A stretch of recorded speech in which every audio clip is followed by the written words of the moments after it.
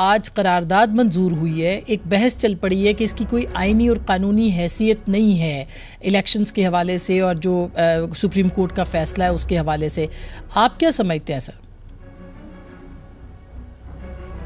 دیکھیں، اس کی ایک بڑی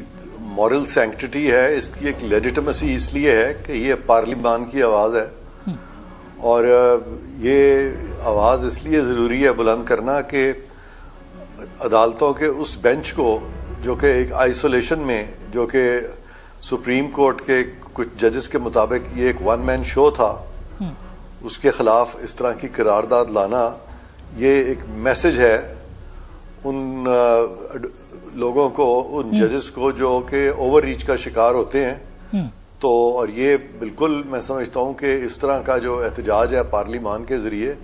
وہ بہتر ہے بجائے اس کے کہ اس طرح کا احتجاج جو ہے وہ سڑکوں پہ کیا جائے. اب یہ بھی کہا جا رہا ہے کہ اگر 10 اپریل کو کوئی عمل درآمد، ظاہر ہے کہ حکومت تو ایک موقف کے ساتھ سامنے آ گئی ہے کہ وہ فیصلے پر عمل درآمد نہیں کرے گی، تو ایسی صورت میں توہین پارلیمنٹ جو ہے وہ بات ہوگی اب توہین عدالت کے مقابلے پہ، تو صرف وزیر اعظم پہ کنٹیمپٹ نہیں لگ سکتی، ان کو پھر پارلیمنٹ پہ لگانی پڑے گی. تو کیا اس کے پیش نظر یہ قرارداد جو ہے یہ سامنے آئی ہے سر؟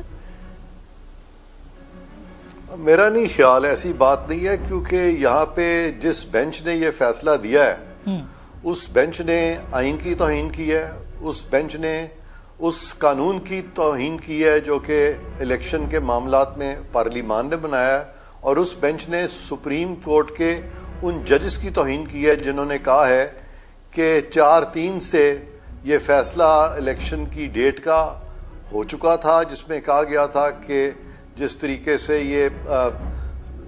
بینچ بنایا گیا ہے اور یہ جس طریقے سے یہ سو موٹو لیا گیا ہے وہ سارا غلط تھا،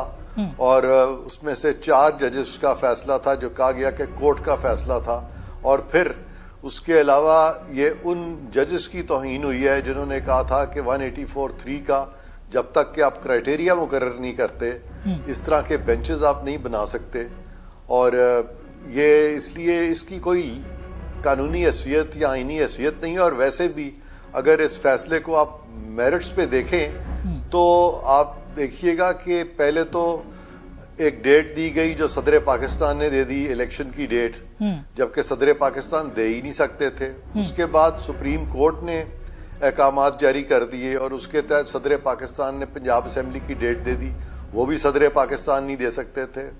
پھر گورنر KPK نے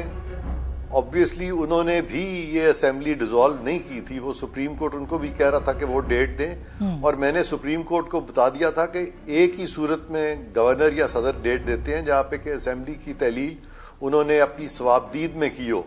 اور صدر پاکستان بھی جب اسمبلی کی تحلیل ثوابدید پہ کرتے تھے تو وہ آرٹیکل 58(2)B کے نیچے تھا جب وہ ڈیٹ دیا کرتے تھے. اب تو 58(2)B بھی ختم ہو گیا، تو سپریم کورٹ کے جج صاحبان کو صریحاً آئین کی بھی سمجھ نہیں آئی، ان کو قانون کی بھی سمجھ نہیں آئی، اور تمام وائلیشنز کر کے انہوں نے ایک ایسا فیصلہ کیا ہے